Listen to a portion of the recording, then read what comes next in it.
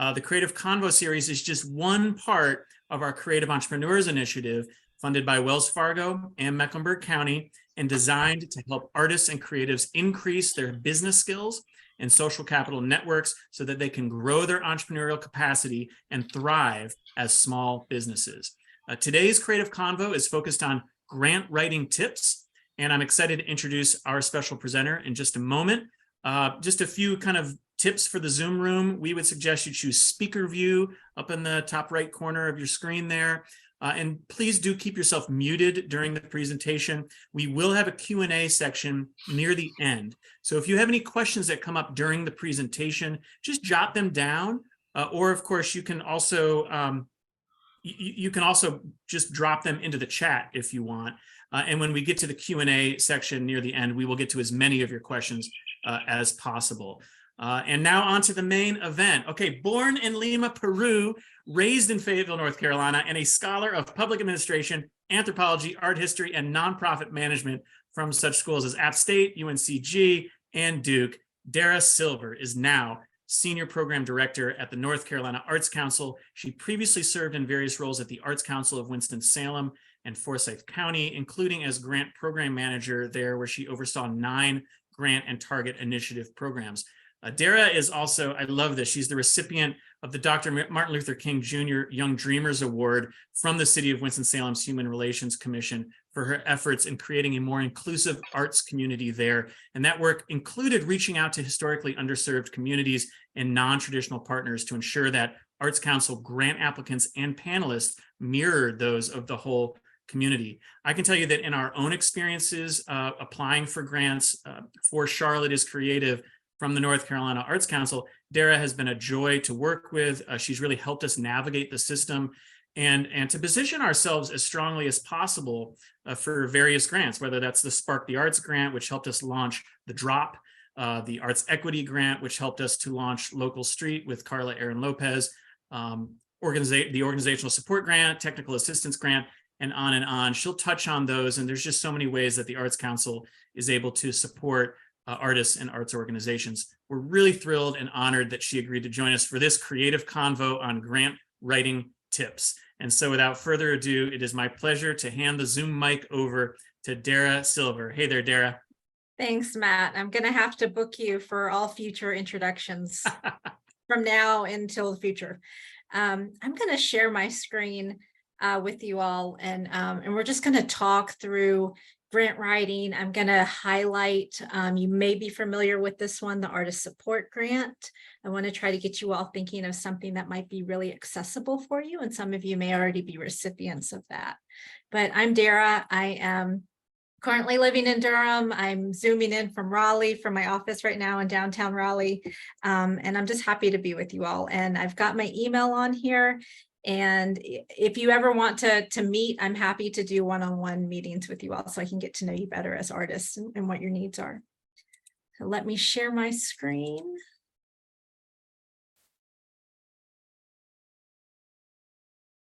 All right, is it showing? Absolutely. Yeah. Yep. Okay, good. Okay. Oh, having some Zoom issues.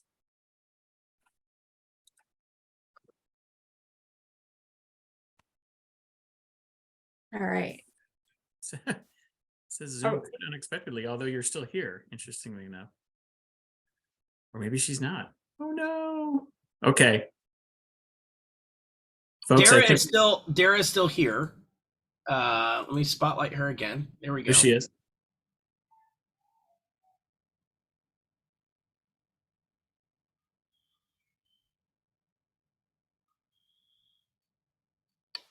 All right, can you see my PowerPoint? Can you hear me? Okay, Yes, good. can. Yep, yes, and yes. All right. Do I have it on? I should have it on Slideshow. It's not in slideshow mode yet. Okay. Gotcha.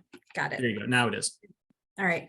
So again, Dara Silver, here's my email address. Feel free to reach out to me. I'm happy to do a phone call or a Zoom call or any other call with you all just to get to know you all better.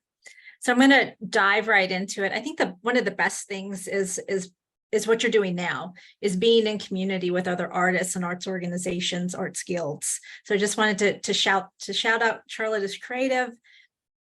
There's also Triangle Artworks, various art guilds. Not sure if you're familiar with Artists Thrive, but it is a tool that artists and those working with artists can use. And you go in there and you can take a survey about your artistic life, money, planning, power, self-care, and it can give you helpful tips on how to do, maybe move you a little bit stronger into a position where you want artists to thrive. There's a summit. I'm not sure if you all are aware of it, but July 18th to 21st in Winston-Salem, there's going to be a lot of artists and creatives from all over the nation that are gathering, and it'll be this year and it'll be again next summer. So that is an opportunity to be in community with other creatives. So I encourage you to take a look at it. It's in person and it's also virtual. So grants are a part of how artists earn revenue. So it's making money. So, and a variety of, there's galleries, some of them are commercial, some of them are nonprofit or can be co-op. There's studio openings, festivals, you can sell your work online.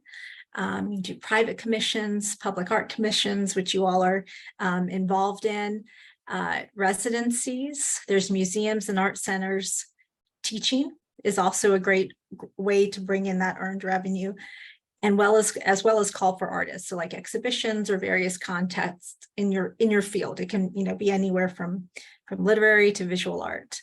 Then there's grants, and grants can sometimes be a little there's like this mysterious process around how do you actually get a grant.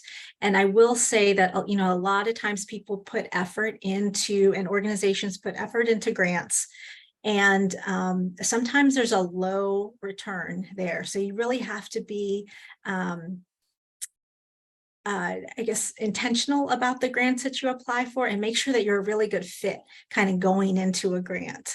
But also a grant, going through the grant process and trying to map out a project, which is really what you're doing.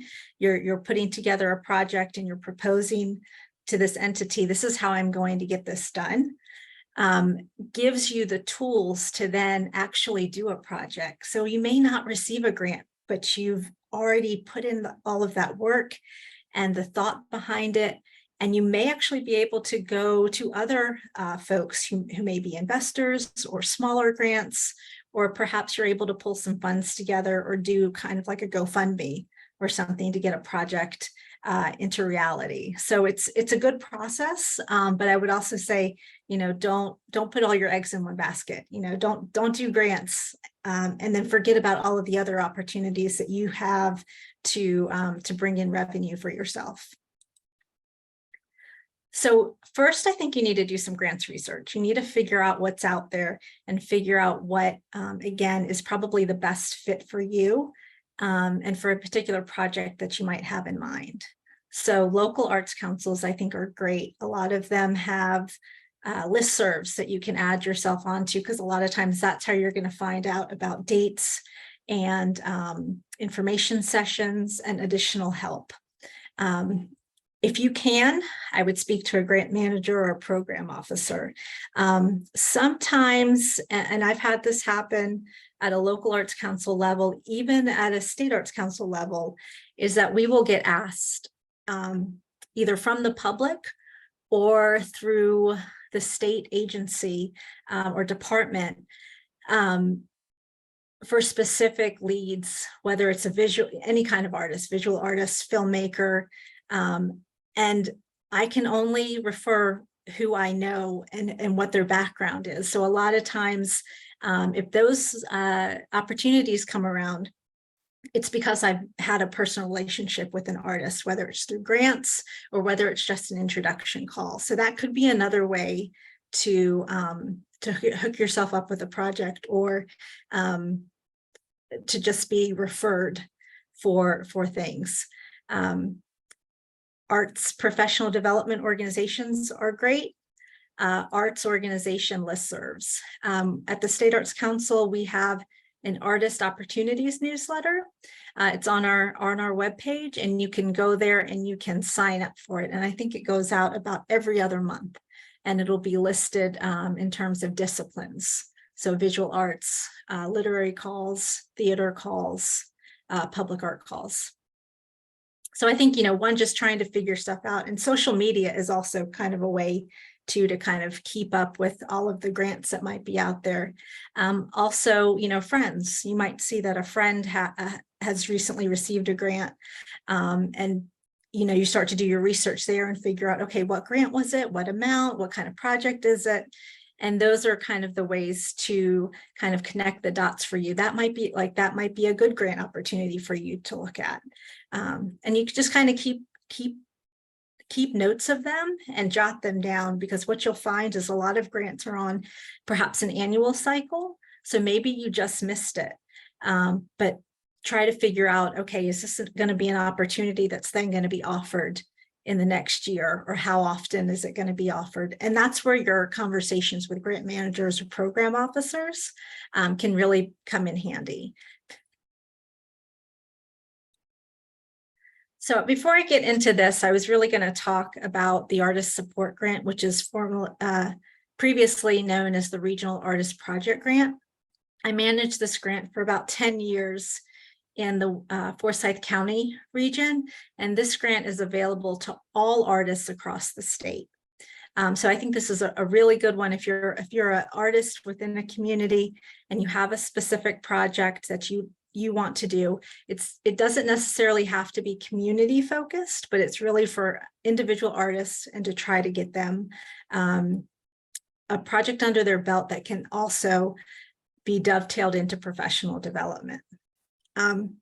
So Artist Support Grant, it's a regional grant. There's usually one lead arts council that is in charge of putting out a timeline and doing the information sessions, and is over the panel process, and who will work with you. So you have to go to the State Arts Council. You would figure it out. Lucky for you, Arts and Science Council is the county that leads like kind of your area. So if you don't live in Mecklenburg County, if you're in one of the adjacent counties, most likely you will be working with Arts and Science Council.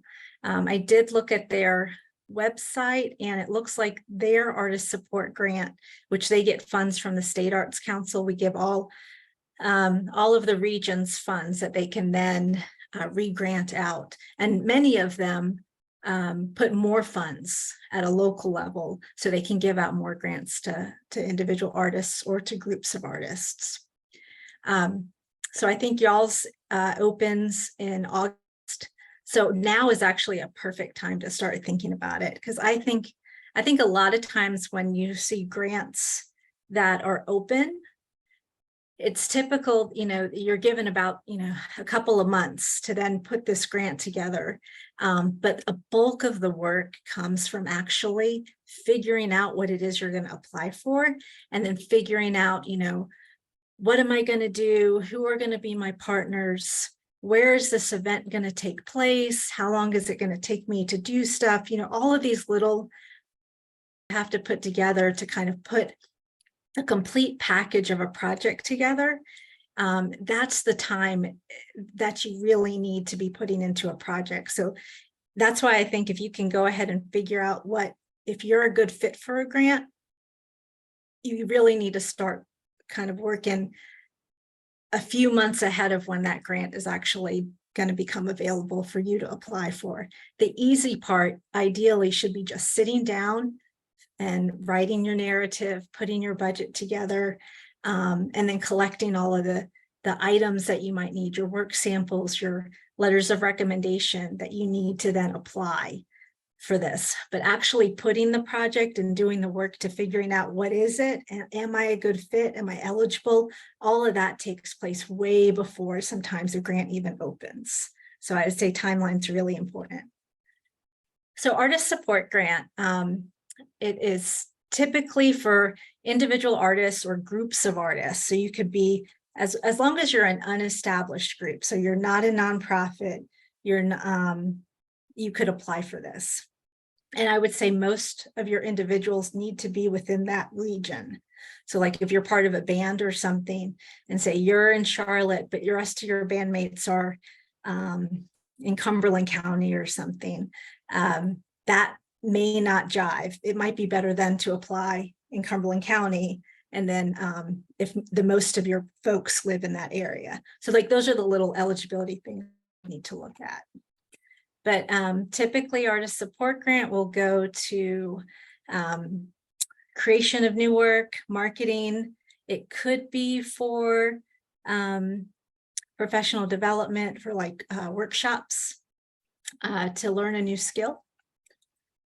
And I'm just going to briefly kind of breeze through eligibility. So, and that's the main thing that you want to look. You want to make sure that you're even eligible to apply for a grant.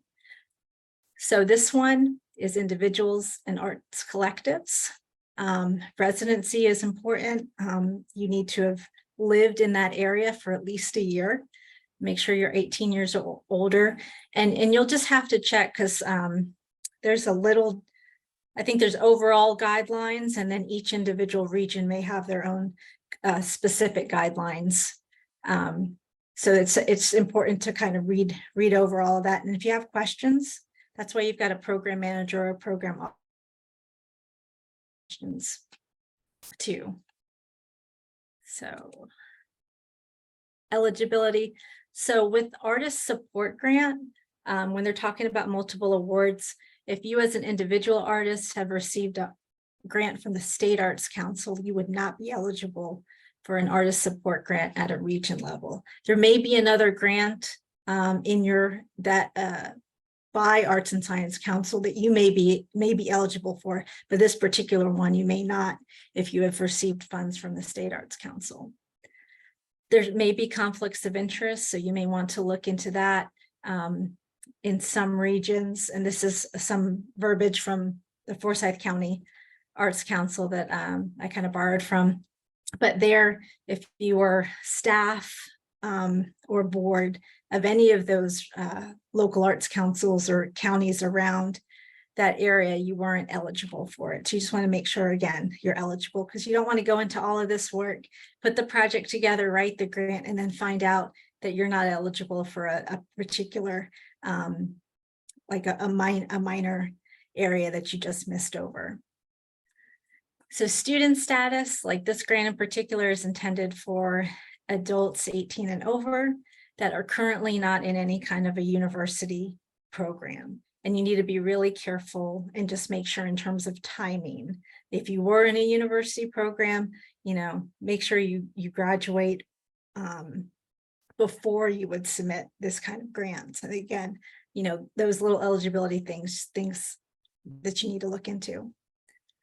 So for this project, for arts and, the artist support grant, artist fees are eligible. So artist fees are the time that you put into the project.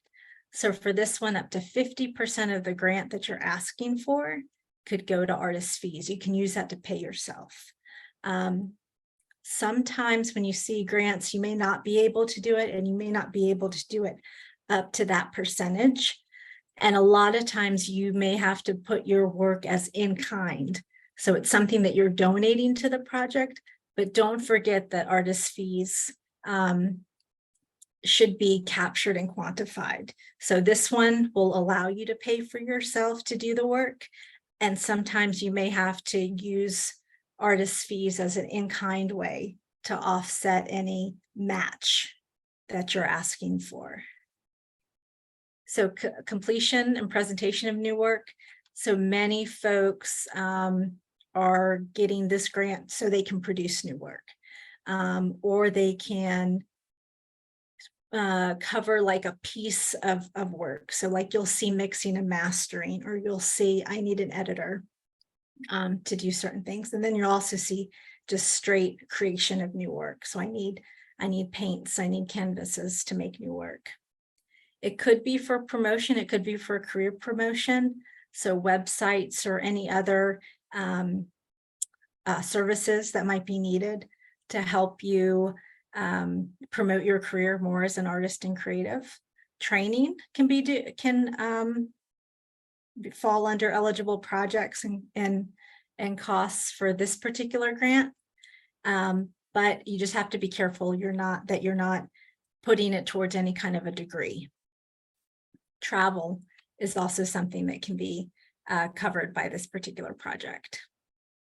So ineligible projects, again, I would make sure that you understand what is eligible versus what is ineligible. Because many times when we're looking at budgets and we see ineligible costs, depending on to the degree that we see an ineligible cost in there, if it's small, we might be able to let it go. But if it's something really big that may affect the project, we may have to pull it because it's ineligible. So you really want to be careful. That's why I would say start early, talk with the program director. I'll say later on, see if they can review any of your, even any pieces. I mean, if you can send me pieces of narratives or a budget that's even in a draft form, that's something I can give feedback on before you start going down kind of a wrong path. We'll try to help you out. So ineligible projects, scholarships, and it's just something, and this can change from one grant to another. So it really just kind of depends on a particular agency's policies and practices that they have. So just, again, important things that you should kind of take a look at and understand. So obviously here, projects that favor any kind of candidates for public office, exclusive to religious faith groups, or projects that don't affect your career as an artist, because this particular grant is geared towards professional development. These are just some examples. I would say with any grant, what's really nice to look at is who received the grant, what they received it for, and the amount. That can really give you some good information so you understand what the parameters of the grant are and what's realistic as well.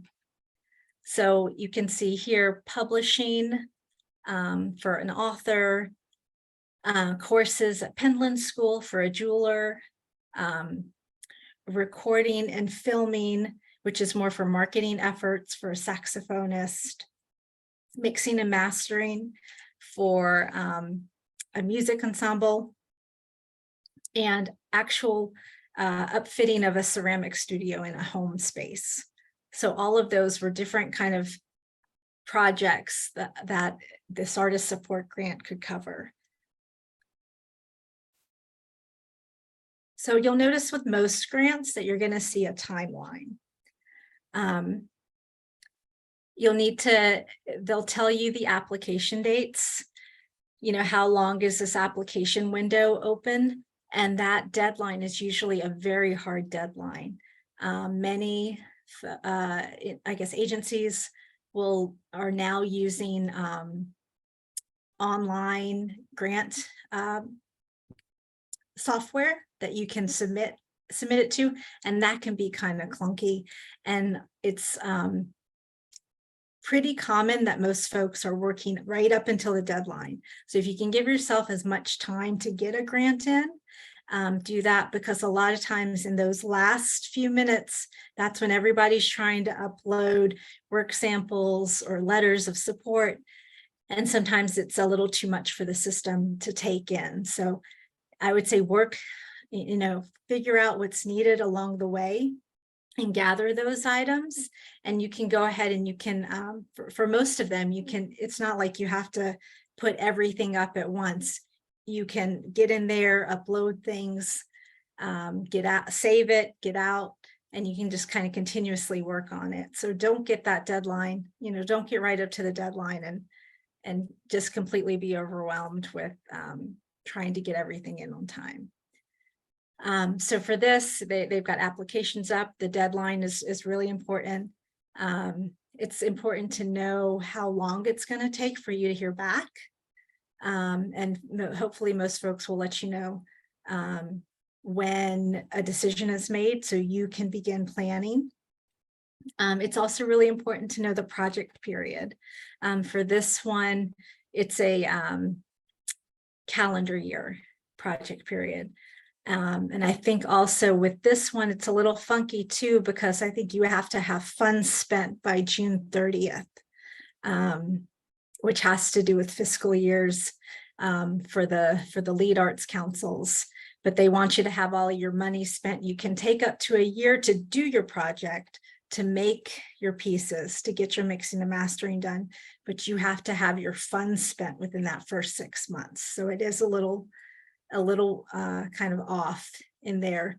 Some big mistakes I've seen is that people will include activities or when things are going to happen within the grant that are outside of the project period. And then for many things within that project period, that's when funds have to be spent. So you shouldn't have activity that takes place prior to that date, and you also shouldn't be spending funds prior to it, because many grants will not let you reimburse yourselves for activities that you've done before that date. And sometimes there may be an interim report that you have to do, and you'll also have to do a final report. If you can get a hold of the final report, hopefully that's available to you. Sometimes it isn't, but you need to understand before you even start a project, if you were to receive a grant, what am I going to be required to prove? Is it just a narrative? Am I going to have to keep receipts, which typically you do have to keep receipts for anything spent. Most program officers will want to see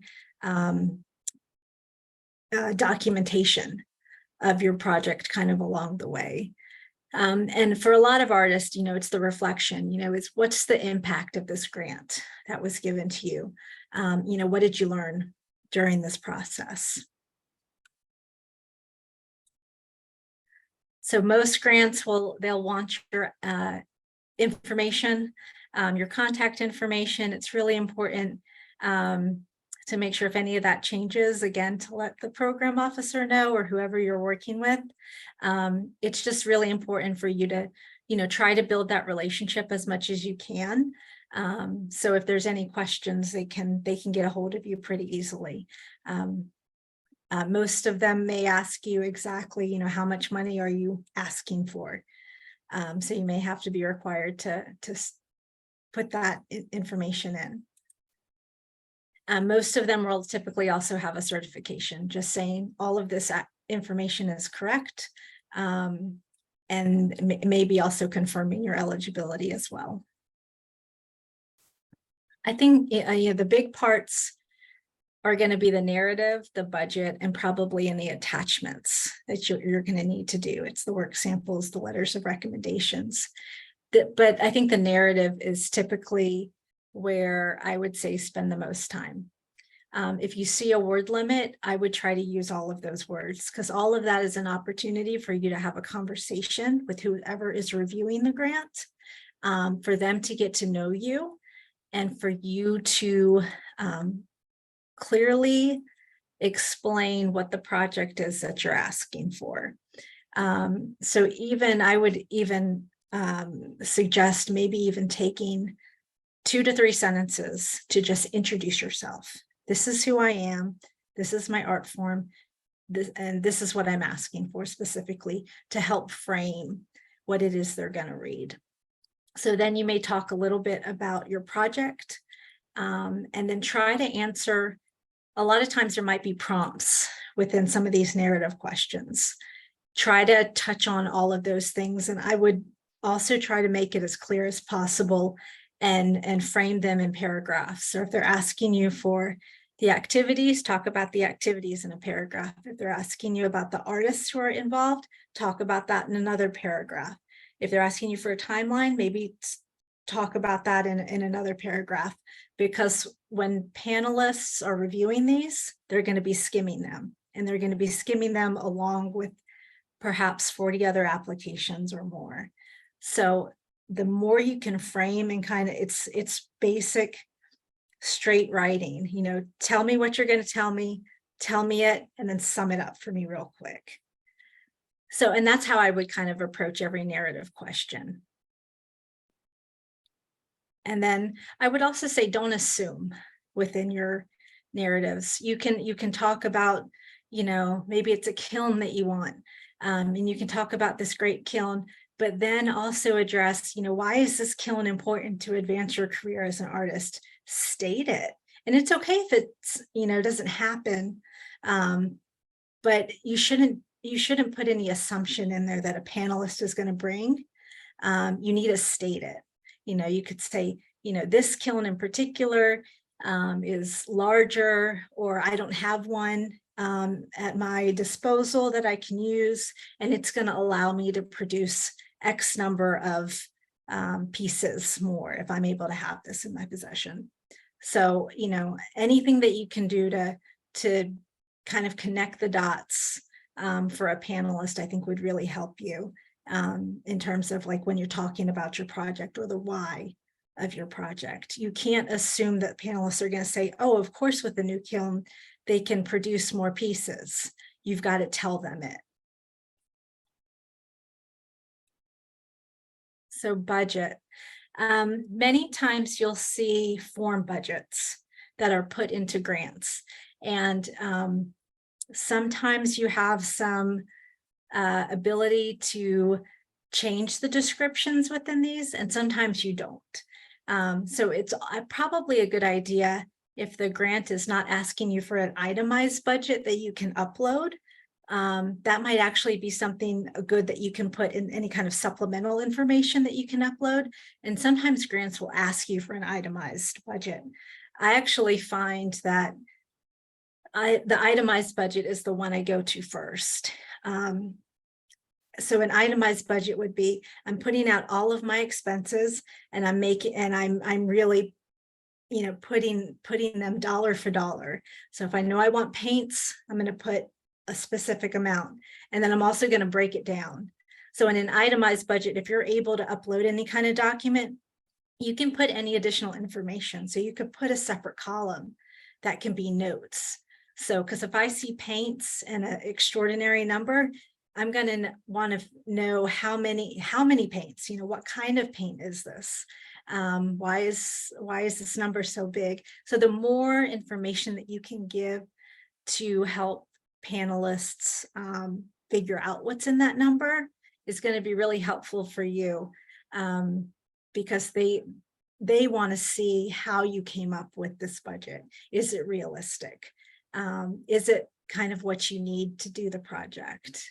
Also, anything in your budget that's a kind of a big item also needs to be reflected in the narrative. So if you are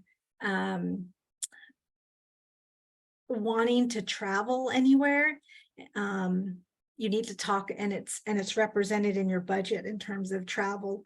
It needs to be talked about in the narrative. You want your narrative to speak to your budget and vice versa. I have seen project narratives before that don't mention a specific line item within a budget. And a lot of times that just causes a question.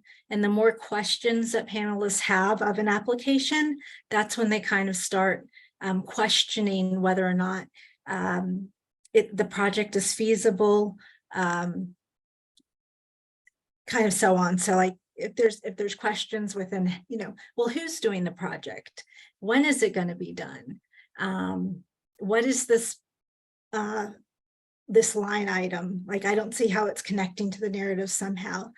Those are kind of examples of grant applications that may not be as strong because there's questions that kind of come up. So for most grants, you're going to have some kind of a budget. You're going to have to put it all your expenses, and I'll forward here. You'll have some kind of an expense budget.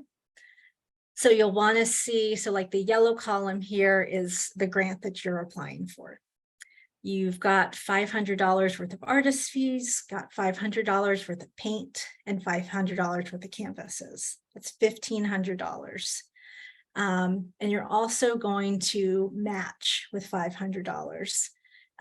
Sometimes you might see a one-to-one match. So that in that case, in this particular example, you have a grant that you're asking for 1,500. A one-to-one would be in this, on the right-hand column, the match column, you would also have to have $1,500 to make that a one-to-one match for a total of a $3,000 project. In this instance, it's it would just be a different formula. So either you're required to submit a match, or there's a portion that you will have to do it. Sometimes it's like a 2/3 to 1/3 match. And then you also want to make sure within the match, they can be, it can be cash, or it can be, you can also use in kind. So cash is actual things that cost money. Money is exchanging hands somewhere. So perhaps you might be doing a project for an arts organization, and the arts organization is going to help you, is actually going to allocate one of their personnel to assist you with this project. So that person's time can be used as a match within your project. So that would be an example of a cash match. In kind, again, is just any donated. So like donated rental space, or anybody else's time, or anything that's getting donated to help make this project come into fruition. So that's the difference kind of between in kind and cash match. You'll also want to make sure that in this example, we've got a total project budget of $2,000. So we have total expenses of $2,000. That's when we get into the income. A lot of times grants will also want to see, okay, you've got this project laid out. This is how much it's going to cost you, but where are the funds going to come from? So in this example, you're asking for a grant of $1,500. Again, you've got your $500 of personal funds. That could be you already have them, or you plan to put them on a credit card or something like that, or you have, we'll keep it at that for now. You could also, have foundation or other donations that are kind of coming in. So for here, we've got an income budget of $2,000. So those match up, and that's what we want to see. We want to see that your expenses and your income are matched. So this is a break-even project. It's okay to say, I've got more, I potentially have more money coming in, but then the question is, well, then do you need our grant money if you have other revenues that come in? I think it's okay to propose projects where you might make some money.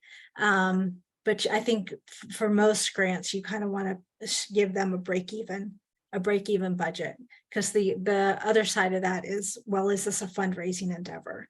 And most grants will not cover fundraising endeavors, at least one from the state, and sometimes local arts councils as well. So, so you've got the narrative, you got the budget, and then there's typically some attachments within for grants. Work samples. Work samples are typically work that is similar that you've done, and it's typically done within a certain year, like a few years. So they want to, typically people want to see, the current work that you've done. So this one, I think, says within the past 3 years. Images, I think most everything is online now. Uploading high-res images of your work, if it's visual art and craft, if it's film, a lot of times it's clips that are being sent, whether it's Vimeo or on YouTube, and it's okay to send, typically it's okay to send those that are password protected in there, but you'll just want to make sure that you've got a good resolution in there, that you're abiding by whatever the caps. If it's 15 images, I would give them 15 images of like work, work that is part of a collection that speaks all to the same, perhaps project that you're doing. So like if you're doing a project involving your paintings or something, I would do work again that speaks to your paintings. I wouldn't throw in your photography work or your ceramics work or something like that. You would want to keep it all together. Same with film. I think, you know, and for most any kind of audio or clips that are being sent in, you know, be mindful of the length. I would say it's typically okay to send in kind of the whole thing and then direct people to, all right, I want you to look at this little clip. You can give them the timestamps of what you want it to, what you want panelists to look at. But I think, you know, as artists and creatives, a lot of times artists and creatives will be asked to serve on panels, and they're going to have some knowledge of the specific discipline that you may be applying to. And so, but sometimes it's a big kind of diverse group. So I know a lot of times the panels that I've curated for these, sometimes we had very specific disciplines, and sometimes we had a little bit of everybody. So we would have a literature person, a visual art, a film, a dance, a theater person kind of review these. So I think with anything, when we're looking at artistic work samples, if it's of interest to the panelists, they may watch more. And sometimes they may even go on your website or your Instagram to see more if they like what they see. But by no means are they encouraged or expected to do that. They should only be looking at the information that you're providing them. Sometimes you'll be asked to submit kind of an inventory list of the images. So I think it's always really nice if you could present something that has images and has a little information on it as well, just to kind of go hand in hand with the work samples that you've uploaded. Sometimes there will be a checklist that you can just make sure that you have everything, that you've done your information, your narrative, your artist statement. Perhaps there's an artist resume. And I think for most of these grants, we're going to want to see some kind of an artistic resume versus like a working resume. Any kind of additional, as if they have any kind of additional support information that you're able to upload, I would say do it. It's you know, the more information that you can provide to support your project, the better. So like if you've had articles written about your work and the projects that you've been involved in, you know, put that in there. You know, same if there's articles or something or of artists that are involved in your project, you could upload that. So there's a variety of different ones, you know, previous programs that you've done, marketing materials. What the biggest thing that I've seen, I think sometimes, is people confuse support materials and work samples. Work samples should be actual art pieces. So the mural, the painting, the film, the documentation of a performance. Support materials are typically, you know, marketing, other information that can be, that you can upload that can then help support the project. I think that's been the biggest thing that I'm seeing now is folks sometime are putting marketing materials as work samples, and those really should be different. And sometimes folks will ask for letters of recommendation and sometimes not. And I know it can be difficult sometimes to get folks to do that. But I would say, you know, just pay attention to making sure that you're putting the minimum in there. If they say a minimum of one letter of recommendation, just do one and make it a good one. It's always nice. And I've had to do this too when I've had to submit letters of recommendation for organizations or individual artists. If you could send me like a little paragraph about what it is that I'm asking, or information that you want included, that can always help your colleague who's writing a letter of recommendation for you. If you could just give them, a little synopsis about what it is that you're doing, and then they can usually fill in the rest about, how they know you, or perhaps they've worked with you before in a different capacity. So review process. I think we try to have, a really good review process, and you want to think that, the best folks are going to be getting the awards, but it's really hard sometimes. It's really subjective, especially when you put people in a room. I could make 10 different panels and have them all have different people on there, arts professionals, artists, and different panels will come out with different results. So it's not that your project isn't good, but maybe for whatever reason, it wasn't, I guess, coming across to each of the panelists. Typically, there is a review metric. We use evaluation criteria. So typically, there's artistic merit, which is specifically talking about the work samples. Are these good? And I know good can be really subjective, but are these good? Are these interesting? Project merit is more about the project itself, and how it's been, how you've described it to the panelists, and then professional development for this particular one.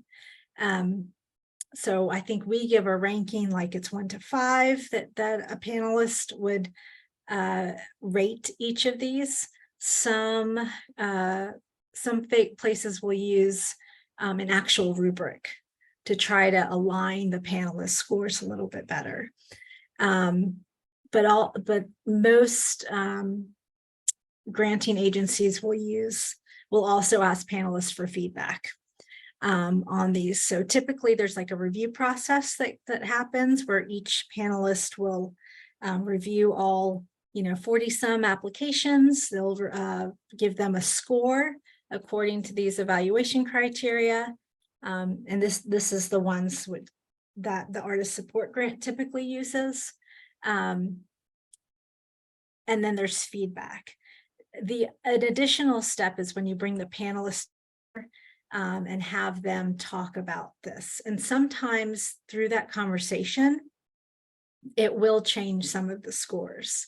So perhaps, if it was a panel of a variety of different artists and backgrounds, one of them may be stronger in one area and can actually kind of advocate a little bit more for some of the applications. That's why I think it's probably a good idea. Typically for the artist support grant, I'm not sure how Charlotte has theirs set up, but theirs might be discipline based. So they may have panels of visual arts, film, theater, literature. But sometimes panels will be, if you have ones that are that have artists or panelists that have all different genre experts, and they're asked to be put together, you may want to tailor your narrative to be speaking more to the masses. Because if you get in really specific, if you're a filmmaker and you get in really specific about some kind of speaker or something really in particular that you might need to do this project, your literature person or your visual arts person may not understand what it is why you need this particular equipment for this project. So I think you'll just have, in those instances, I think it's okay then to ask, how do I need to be writing this? Do I need to be writing this to filmmakers? Do I need to be writing this to literature folks? Or do I need to be writing it to a more generalized arts population? Typically, there's going to be requirements. It's probably a good idea to just kind of peruse those and just see what is going to be required of you. if you do receive a grant, because there might be something in there that might prohibit you from wanting to receive funds. And typically, if you're an individual, most grants are also considered taxable income. So you may have to figure out, okay, is this something that I can do? Sometimes if it's something that might be split across different calendar years, you may be able to request, hey, can I get half of this in one year? Can I get another half of this in another year if it's going to affect your tax liability? So kind of, I think my overall tips, try to speak with a grant manager or a program officer about any kind of upcoming grants. I think you want to make sure that you find the right person within that agency, if there are multiple people, to connect with and kind of talk through potential projects. You may have a few different projects in mind, but maybe there's one that's more that's kind of put together a little bit more, that you can see, okay, if I can do this, then that might really help me do X, in the near future. Or sometimes, there might be a project that you really want to do, but you actually have the ability to put another project together because perhaps you have the people at your disposal, or you have space, or what are those other needs that you might need to put together a potential project. Typically, you would not put in multiple grants because you really have to kind of set yourself on one particular project. This is what you want. This is why you need it now. So that's usually discouraged, is to put in multiple, but there may be some instances where you can put in multiple grants. But again, that's why you want to talk to grant managers or program officers. I'd ask questions.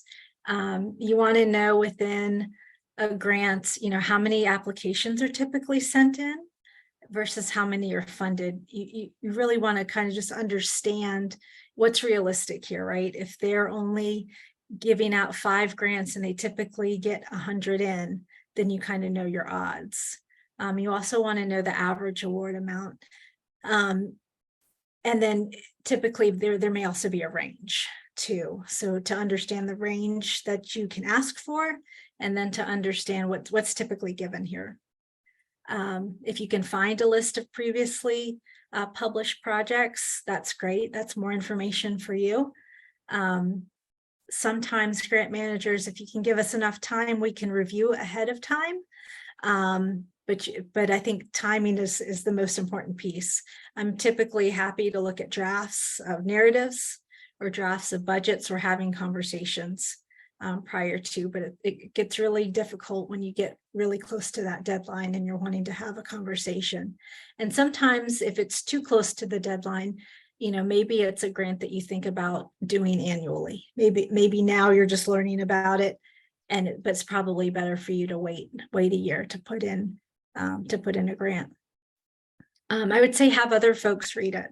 Maybe have folks that may or may not be in the art field, and if somebody understands it, somebody that's not familiar with what you're doing, if they can understand it, because typically it's just the questions of, that you're talking about this, but then I had a question here, and I wasn't sure how these two things were going together. Having other people read your project and read your narrative, to just make sure that everything gets polished. And that might be it. Oh, I went longer than, sorry. No, Dara, this is Tim. There's a lot to it, and you gave us amazing insider's view.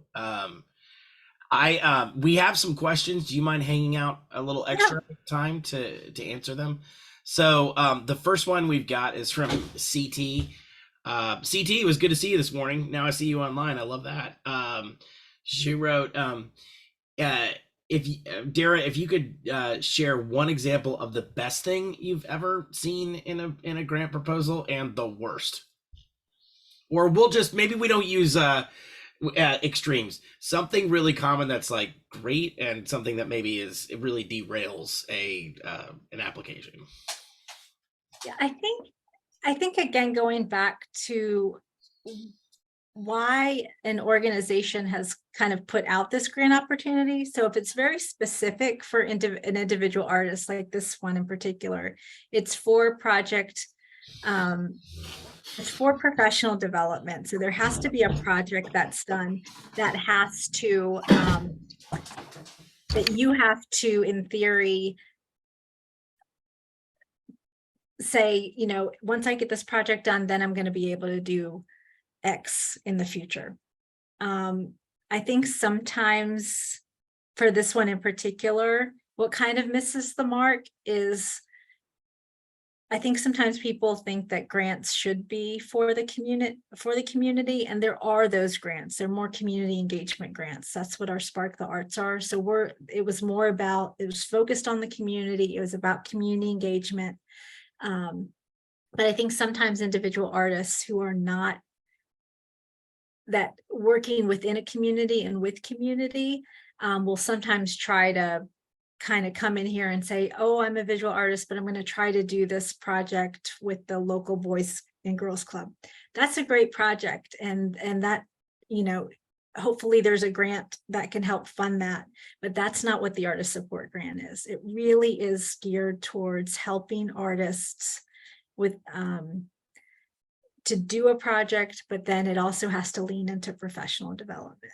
So it's really more centered on artist careers and creatives careers, not doing a community engagement project. So I think those are the misses. And again, if you can have a conversation or share your narrative, share your project, we can kind of, program officers, they want you to be successful. We want you to, you know, do well. We're always looking for new folks to come through the pipeline. So I think that's really exciting too, is to meet new artists and to be able to fund new arts organizations or new individual artists. That's always exciting too. So I would say, you know, that's what we kind of look for, is making sure that you're on the mark with the particular grant that you're wanting to do. And anytime we're able to widen the pool, I think everyone wants to do that. You know, we want to make these grants as accessible as possible. That's great. All right, we've got like 5 more questions thus far. Krista, I'm gonna leapfrog yours for a second because I think Khalif has one that might have bearing on it. So Khalif's question, Dara, is, what's the biggest distinction between a letter of recommendation or a letter of support, or is that a semantic thing? I think it might be a semantic thing. Okay. Yeah, I've seen both, but typically, I think there's a distinction between a strong letter of support versus one that isn't. So we typically would dissuade you from using any kind of, you know, personal references. You know, we know that your aunt thinks that you're the best person in the world and the best artist, but, you know, colleagues in the field that you've worked with, if you're an individual artist and say you have an exhibition lined up at X gallery, a letter of recommendation or a letter of support from that gallery kind of gives that project that you're asking to do. Maybe you're wanting to do work because you have an exhibition coming up with X gallery. If you could get them to write you a letter of support, that's a strong letter of support, because that says to me, you know, yes, you know, Khalif told me that he's going to exhibit his work here, but this is the proof that I have in this letter of recommendation that, oh yeah, that's in there. Or any kind of partner that's a big partner within your project. I think those are the ones to go after. It's more about, with those, I think it's more about quality than quantity. Thank you, Dara. I'll say too, we have, by the way, this is a shameless plug, but it's for y'all. Our Creative Entrepreneurs Initiative is accepting applications right now through the 14th for the next cohort, which pays you to attend classes and gives you a stipend. But we require to the part of letter of recommendation again, to that, we want to hear from someone who can talk about your work ethic and your ability. Like, that letter of recommendation needs to be from someone with whom you've worked in some capacity in the last, I think we said, year, because we want to know about who you are now and what you do. So I think the more specific you can be, the better. All right, I know there's a lot. Wow. Okay, we've got now about 9 questions, so we might be here till midnight. Krista asks, as far as letters of recommendation, I find that some of the turnarounds in the grant applications are too short to get these from people in time. Is it a good idea to ask people you've worked with to write a general letter of support or recommendation to have in your back pocket, or do they need to be specific to each project or grant? I would say they need to be specific to each project or grant. And I hear you. I think you're absolutely right. I think us as funders, we need to be getting these grants out there way earlier. It's not feasible for artists, organizations to be writing a grant with 2 months, a month and a half. Because again, most of the work goes into you putting the project together and you collecting all of these items, the work samples, the letters of support and letters of recommendation. So I think that's something that we need to address. But I completely understand you. And it's also hard to, I think, as individual artists and people, we only have so many colleagues that we can hit up for letters of recommendation. And a lot of times those are precious relationships. So I think,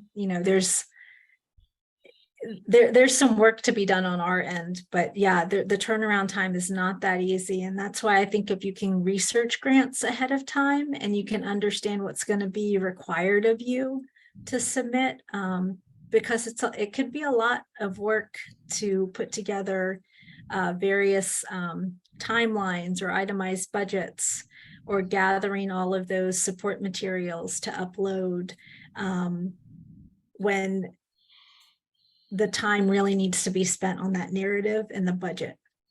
But then we're going to be looking at all of these other items too. So I would just add, Dara, you said it earlier, for especially if it's a brand new grant, I think that holds, but for traditional grants, you generally know the timeline. So you can go ahead and start doing that. I would say too, we're in the process of putting together, and we'll share with as far as we can, like a new resource database. And the first module of that resource database is available grants and funding sources that are within Mecklenburg County in North Carolina. So you can guarantee that we're going to add a lot of this North Carolina Arts Council stuff on it. And it's meant to give you an idea of what time of the year that stuff pops up. And then there'll be a distinction whether it's open and active or whether you need to be planning for it. So, and sometimes there are previously recorded webinars that you can look at and get some understanding if you're just doing your research. Awesome.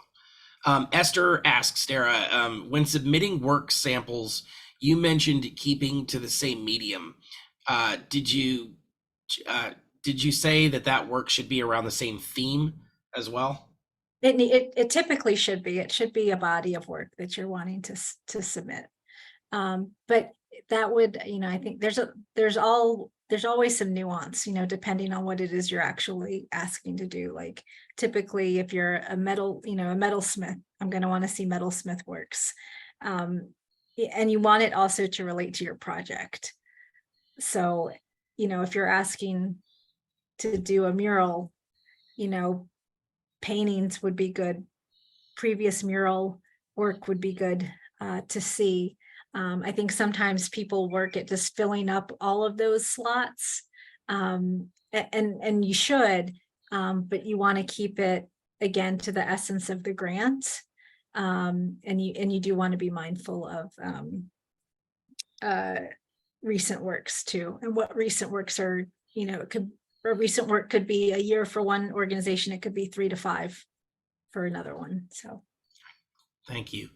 Mariah, we're getting there. Mariah asked, what are examples of successful professional development?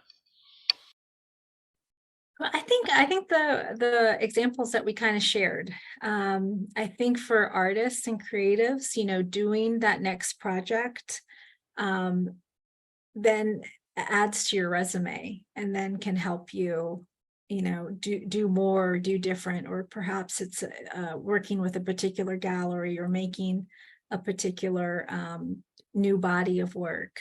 I think artists and creatives are always working towards that next project. Even the most successful of them are still pumping out new work and working for a new body. I think, for this one, I think the hardest thing is really figuring out, okay, if I do this, then what's next? Then what's possible? And it's just being able to kind of verbalize that within the grant application. Thank you. Angeli asked a pretty poignant question. I think this is everybody's gonna want to know this. She wrote, you mentioned that that a project leading to a break even was something that you wanted to see. And her question is, are projects funded with the intention of artists not making revenue? I think, well, and that also stipulation goes to arts organizations too. So I think the thought behind that is that we're not going to fund fundraisers. With this one in particular, the big change when it went from regional artist project grant to artist support grant is including that 50% artist fee. I think one thing that gets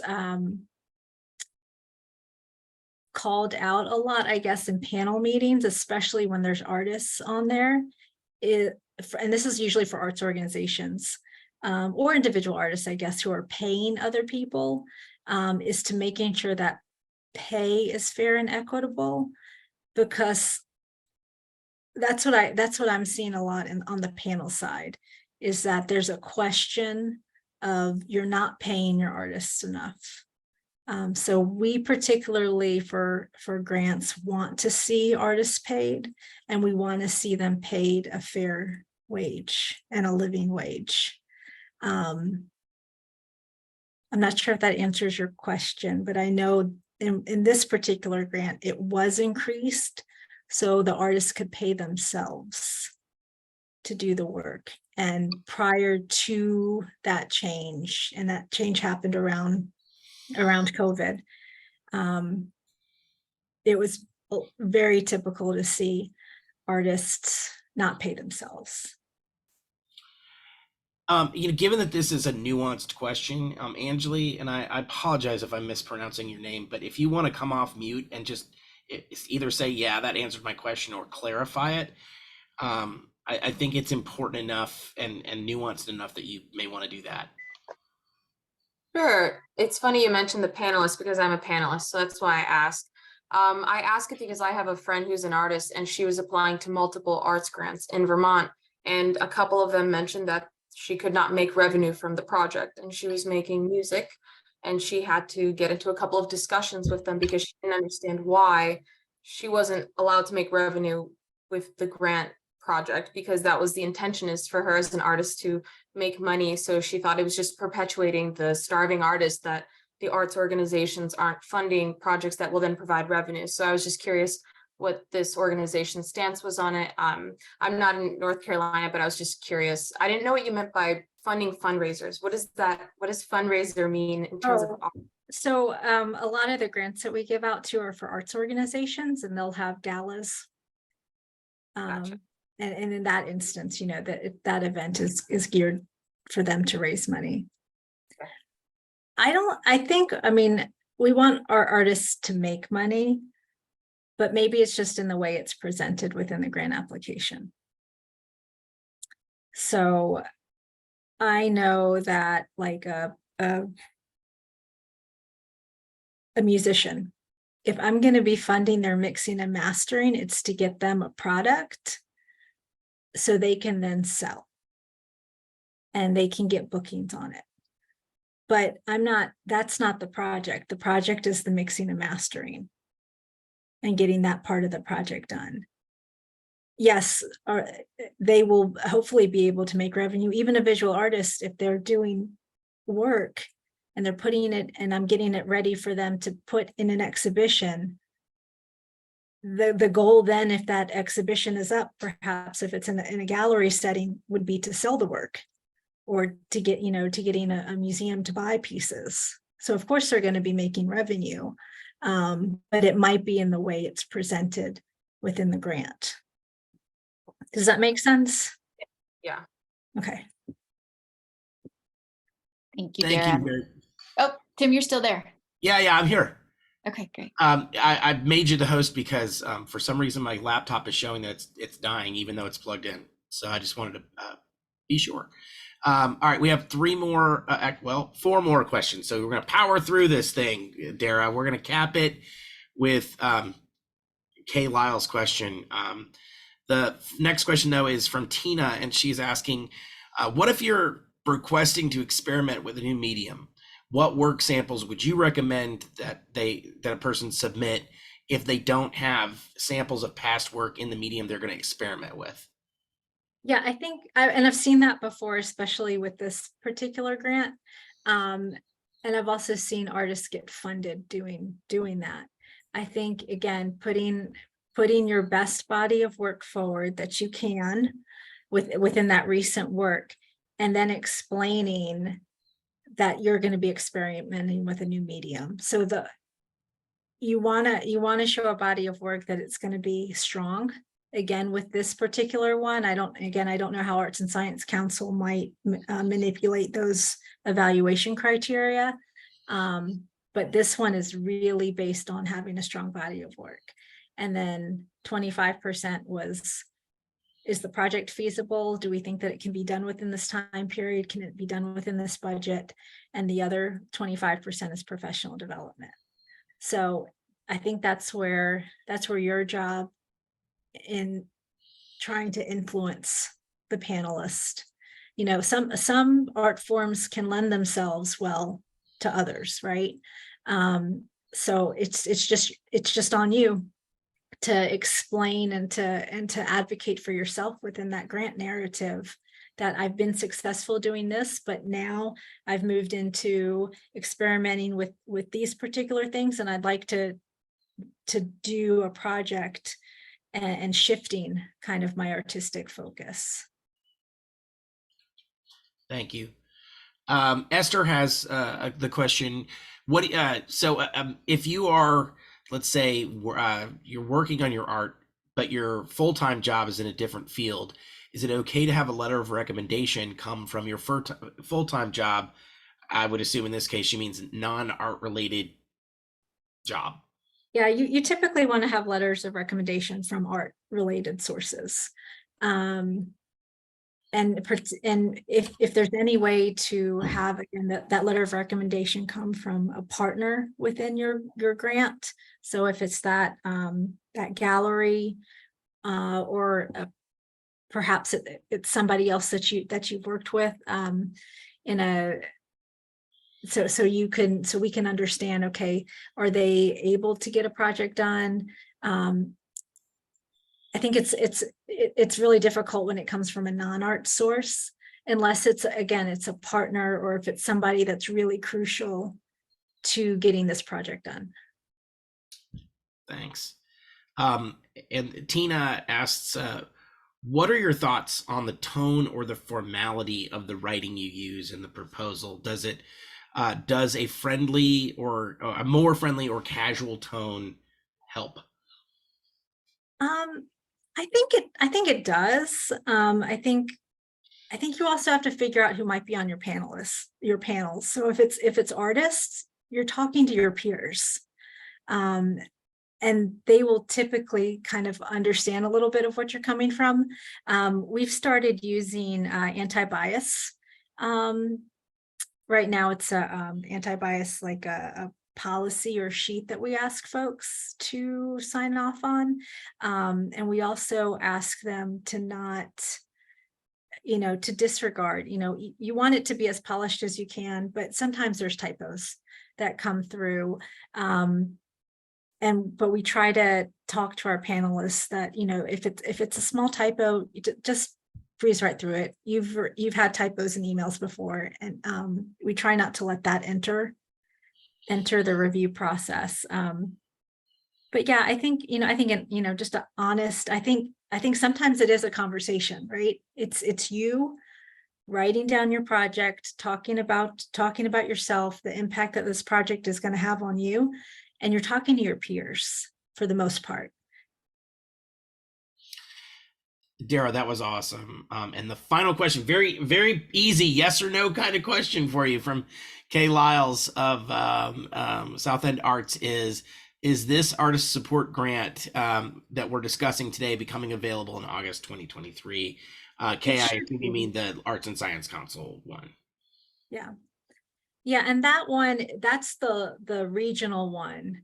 So there's a portion of those funds that are coming from the State Arts Council, and we're dispersing that to all 100 counties. So if you're an artist or creative, if you have friends in other counties within North Carolina, I mean, if you have a friend, in Warren, Halifax County, and Eastern, they're not competing against you.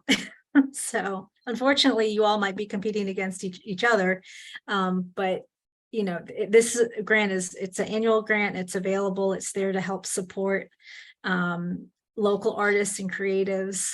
And it's been a pretty large grant because what happened over COVID is you may have been familiar that we had a fellowship.